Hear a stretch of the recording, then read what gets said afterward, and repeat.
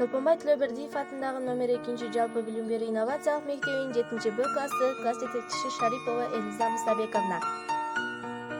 24 март бүткүл дүйнөлүк кургак учукка каршы күнү болуп эсептелет.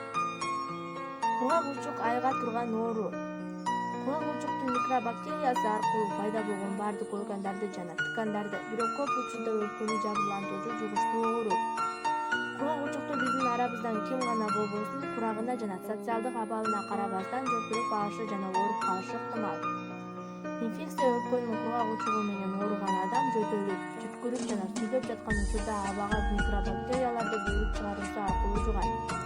2 жумадан ашык жөтөлүү бул өзгөчө көңүл бурулуу керек болгон белги. Өпкө кургак учугу жалпы талмоосу, дене табынын жогорулашы, өзгөчө түнкүсүн тердөө, алсыздык, чарчоо, табиттин начарлашы жана салмактын азайышы аркылуу билинет. Кеч баскычтарында дем кыстыгуу, көкүрөктүн оорусу, кан түкүрүү пайда болушу мүмкүн. Кургак учук айыгат. Эгерде дарылануу мүмкүн болушунча эрте баштаса, дарыларды дарыгердин бардык сунуштарын так сактоо менен ичсе, дарылануунун толук курсун аяктаса, бейтап өзүн жакшы сезип калган учурда дагы дарыларын ичсе, кургак учук таякчалары акырындык менен жок болот. Кургак учуктан коргонуу үчүн организмди кантип чыңдоого болот? Сергек жашоо мүнөзүн алып жүрүүгө аракеттениш керек. Жакшы тамактануу, дене тарбия көнүгүүлөрүн жана чыңдоо менен үзгүлтүсүз алектенүү суткасына 7-8 сааттан кем эмес уктоо керек. Таза абада көбүрөөк болууну мүмкүн болушунча көбүрөөк тейлетүү керек. Зыяндуу адаттардан баш тартуу жакшы маанайда болуу керек.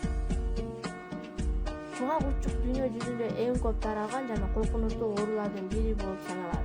20-кылымдын 90-жылдарында пациенттик мейкиндиктеги бардык аймактар сыяктуу эле Кыргызстанда да кургак учук боюнча эпидемиологиялык абал кескин түрдө начарлады.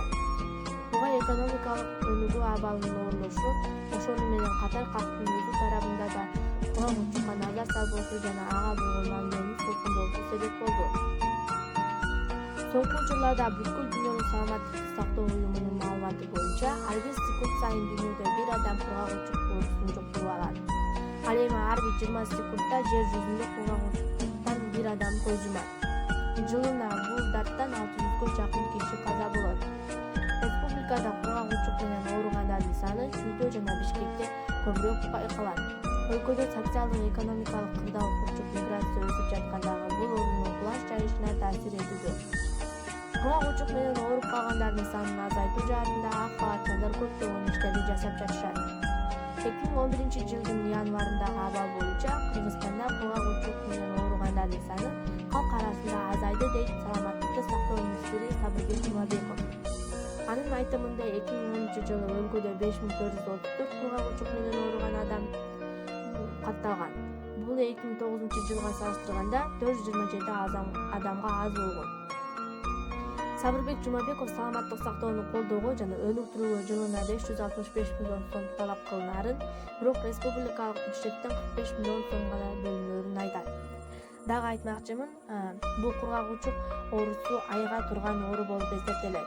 Ошондой эле сиздер бул кургак учук деген эмне экенин, кайдан пайда болоорун, кантип айыкса болоорун, ошондой эле канча секундта канча адам көз жумаарын, канча адамга жугаарын жана жылына канча адам каза табаарын билдиңиздер. Эми сиздерден өтүнмөкчүмүн, ушул кургак учуктан алыс болушуңуздарды өтүнмөкчүмүн.